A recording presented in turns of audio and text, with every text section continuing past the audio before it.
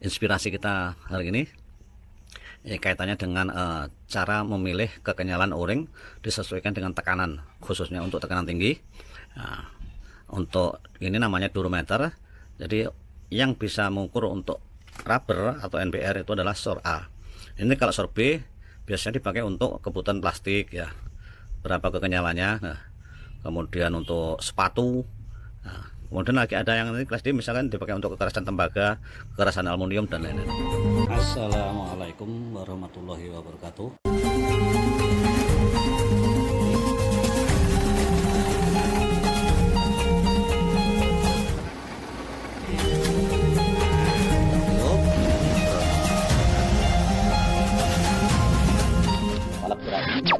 Sampai keriting gitu coba lihat.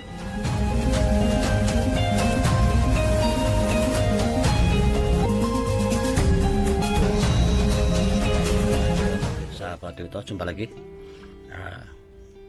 Sambil menunggu kelengkapan saya untuk tes berikutnya, ini saya sudah siapkan. Ini ada yang ukuran 2 mili, ini ukuran 1,5 mili, dan saya nunggu yang kedatangan yang 3 mili ya.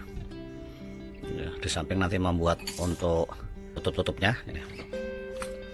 Ya, jadi saya kedatangan sebuah instrumen yang sangat penting, yang presisi banget. Nah, ini sebuah alat yang kita sebut dengan nama durometer. Ini udah saya buka, jadi ini sangat presisi instrumen. Ini kalau buat kita, bagi yang terutama penghobi sebuah unit PCP ya, atau yang suka dengan bermain pada tekanan, ini alat yang sangat penting ya. Kita buka aja. Ini namanya durometer ya. Jadi kalau kita lihat dari sini, ini kita tinggal buka aja. Nah sini, nah ini dia. Ini sebuah alat yang sangat penting, khususnya bagi kita yang bermain pada o-ring atau seal ya. Nah, untuk durometer ini macam-macam ya. Ini ada yang kelas A, ini SOR A durometer. Nanti ada SOR B, D, C, E dan lain-lain. Peruntukannya nanti berbeda-beda. Nah, khusus pada kali ini kaitannya dengan SOR A. Nah, ini untuk mengetahui sejauh mana sebuah seal atau o-ring yang terbuat dari karet ya, tentunya setelah dicampur dengan nitril, butadin dan lain-lain menjadi NBR ya. Nah, ini bisa diukur menggunakan ini, sahabat. Untuk NBR sendiri, nitril butadin rubber itu sendiri, klasifikasi SOR A nya itu ada dari mulai 0 sampai 100 kelenturannya ya. Jadi kalau misalkan yang pada video terdahulu kita menentukan kekenyalan o-ring, misalkan SOR A atau kelas A ya, 70, 80 atau 90. Nah, ini alat ini sangat penting pada rubber atau karet ya, yang dipakai untuk penggunaan seal. Nah, durometer ini bisa dipakai, sahabat, kalau punya ban mobil apa gitu ya, untuk mengukur kenyalan standarnya berapa. Ya, makanya ada juga sebuah ban mobil yang mereknya mendekati nama ini nih, Duro ini. Nah, kita lihat di sini. Nah, ini kita sampingkan dulu. Kalau kita lihat dari samping sini, bentuknya seperti ini. Nah, ini hampir sama dengan alat ukur analog yang lain. Jadi seperti ini untuk settingan putarannya untuk memegang. Nah, ini kemudian ada jarum nih.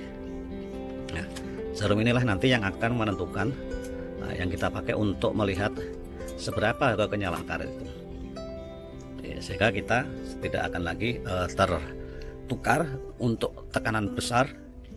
Misalkan di atas 2000 harus menggunakan o-ring berapa, untuk di bawah 2000 menggunakan o-ring berapa kekenyalannya. Itu ya sahabat ya. Jadi, kita coba saja. Ini ada beberapa o-ring nih. Yang ini bahannya Phaeton ya. Nah, atau ini warnanya yang agak begini, ini Phaeton ini. Nah, Phaeton ini adalah seal di mana dia mampu terhadap suhu yang tinggi, Phaeton bisa digunakan bahkan pada head silinder sebuah mesin mobil atau motor. Jadi untuk temperatur yang tinggi ini memang penggunaannya Phaeton. Di samping itu juga dia tahan terhadap kimia juga ya. Nah, kemudian ini ada juga yang berwarna hijau.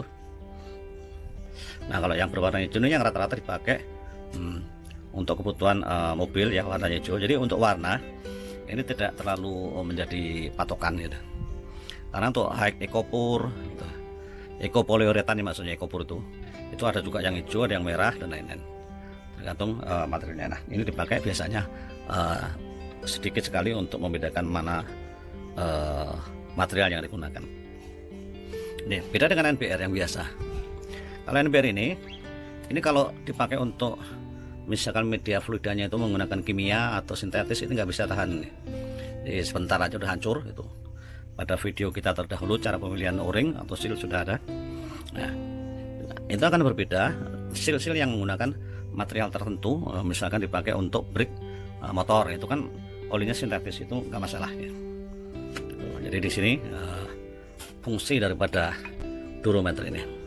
Nah, ini kita bisa lihat untuk tekanan yang tinggi, untuk di atas 2000 kita jangan menggunakan yang 70 atau di bawah 70 gitu ya. Nanti bisa gampang sobek atau gampang rusak. Kita harus sesuaikan. Kita lihat di sini cara mengukurnya, ini harus ditekan di sini nih. Ini tekan ya. Nanti akan terlihat ya. Kita contohkan saja. Nah, ini o-ring ini terlihat bagus ini. Tuh, ya. Nah, kita ukur aja, kita tekan pada ininya. Nanti dia akan sampai batasnya muncul. Nah, seperti kita lihat di sini ya. Kita tekan pas tengah. Nah, ini batasnya cuman antara 60 sampai 70. Nah, bahkan cuma 65 itu ya. Nah, sahabat, jadi ini terlihat bagus nih. Tapi kalau untuk tekanan tinggi, ya paling nggak nyampe seminggu, udara Anda bocor dan harus mengisi terus, bahkan harus mengganti ini. Ini terlihat bagus nih. Ini kita lihat juga, ini sama materialnya. Nah, tuh 65 ya. Jadi, sampai mentok 5 ya. Ini 65 ya. Kita nggak bisa pakai gitu ya untuk tekanan tinggi. Tapi kalau untuk di bawah rendah ya, pneumatic system yang di bawah 24 bar misalkan, atau sekitar 300 PSI, di bawah 500 masih mampu nih. Nah ini yang hijau nih, kita lihat yang hijau sama, ini Viton juga.